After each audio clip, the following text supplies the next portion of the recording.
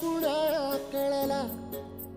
तळमळलीस तू कारपुनी हिरवा पदर तुझा जळला छळ केला पिढी जात तुझा ग उखडून वनराई